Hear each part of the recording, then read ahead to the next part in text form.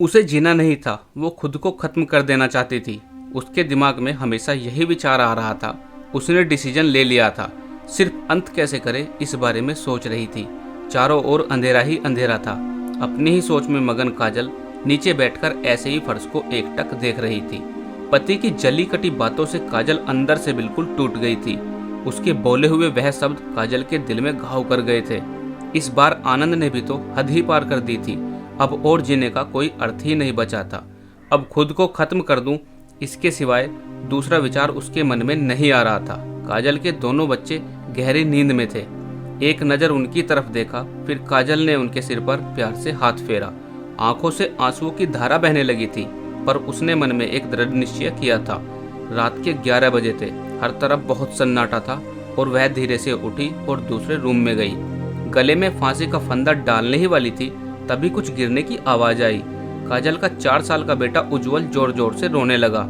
ठीक उसी वक्त काजल की 7 साल की बेटी चिल्लाने लगी, मम्मी छोटू बेड से नीचे गिर गया है, तुम कहाँ हो, आकर देखो ना छोटू कितना रो रहा है। काजल जल्दी से भागकर दूसरे रूम में आई और अपने बेटे को उठाकर अपनी गोद में समेट लिया और सीने से लगा लिया। काजल की बेटी रोते हुए बोली, मम्मी तुम कहाँ चली गई थी, मुझे बहुत डर लग रहा था, तुम हम दोनों को छोड़कर कहीं मत जाओ, मुझे अकेले में बहुत डर लगता है। काजल अपने दोनों बच्चों को पास लाकर जोर से गले से लगा लिया और रोने लगी। दोनों बच्चे उसके सीने से लिपटकर जल्दी ही सो गए। रोते रोते काजल को कब में नींद आ गई उसे कुछ पता ही नहीं चला। सुबह काम वाली बाई श्यामा की आवाज़ से काजल की नींद टूटी। मैडम आपने बाहर का गेट रात को खुला क्यों छोड़ दिया था? अरे मैडम क्या हुआ, अभी तक आप सोई हुई हो, आपकी तबीयत तो ठीक है ना? वो खुद को संभालते हुए बोली, हाँ थोड़ी तबीयत ठीक नहीं है, घड़ी में 8 बजे थे। आज तुम्हें आने में इतनी देर क्यों हो गई? पता है ना मैडम, चौथी गली में गुप्ता जी रहते हैं ना, उनकी बहू ने रात फांसी लगाकर आत्महत्या कर ली। 2 बच्चे हैं उनके, एक 8 साल की बेटी और 6 साल का बेटा है। यह सुनकर काजल के कलेजे को धक्का लगा। अपनी साड़ी ठीक करते हुए उसने पूछा, कब हुआ ये? श्यामा ने बताया, रात को हुआ मैडम। मैंने ऐसा सुना है कि उसके पति के दूसरी औरत से संबंध थे, कमबख्त अभी तक नहीं आया। अचानक काजल गुस्से से बोली, अच्छा किया, वह आया या नहीं आया उससे क्या फर्क पड़ता है, अब वह बेचारी थोड़ी ना देखने आने वाली है।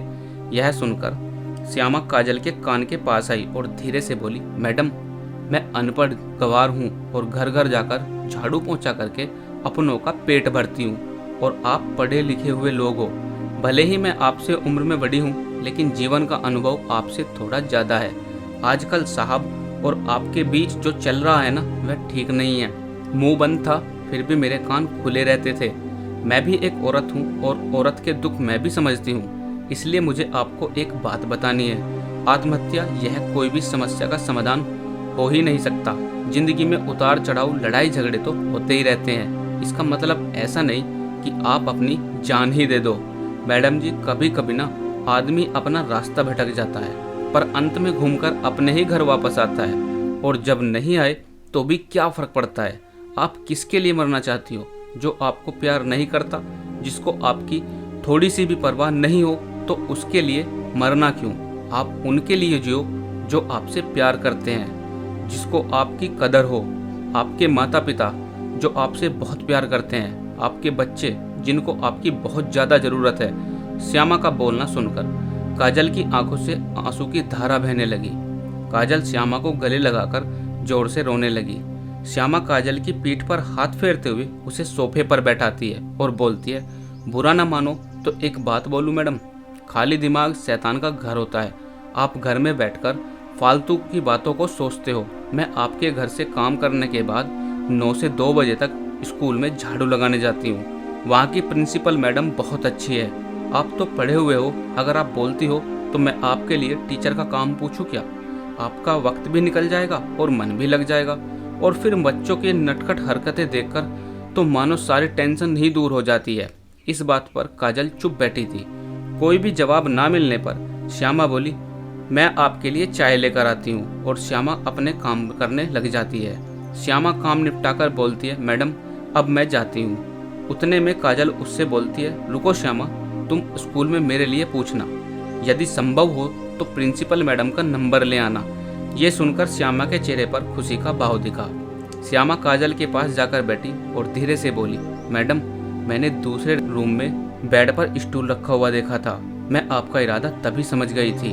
आप ऐसा कभी भी मत करना। यह आपका घर है। इसे बचाने को आपसे जो हो सके वो सब कीजिए। बिना लड़े आपने हार मान ली। श्यामा काजल के हाथ अपने हाथ में लेकर बोली, मैडम, एक फिल्म में एक हीरो ने डायलॉग बोला था, लड़ाई हमेशा लड़कर जीती जाती है, मरकर नहीं, क्योंकि मुर्दे कभी लड़ा नहीं करते। श्यामा हाथ नचाते हुए ऐसे बोलने लगी। यह देखकर काजल को बहुत हंसी आई।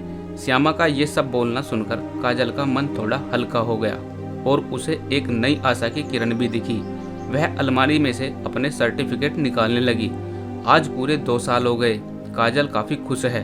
वो अब बतौर टीचर स्कूल में पढ़ाती है और आनंद ने उसे जो जली कटी बात बोली थी उसके लिए भी उसने काजल से माफ़ी मांग ली थी। काजल की ज़िंदगी में अब मुस्कुराहट रूपी फूल खिल उठे थे। उसकी ज़िंदगी फिर से खुशियों से भर गई। दोस्तों, आत्महत्या जैसा बेहद खराब कदम कभी भी किसी भी समस्या का समाधान नहीं हो सकता। अगर जीवन में कभी ऐसे विचार या समस्या आए तो उसका जमकर मजबूती से मुकाबला करें, क्योंकि ईश्वर ने आपको बहुत ही मजबूत बनाया है। दोस्तों, आपको ये वीडियो कैसी लगी हमें कमेंट बॉक्स में ज़रूर बताएं। ऐसी ही वीडियो पाने के लिए हमारे चैनल को सब्सक्राइब करना बिल्कुल ना भूलें। धन्यवाद।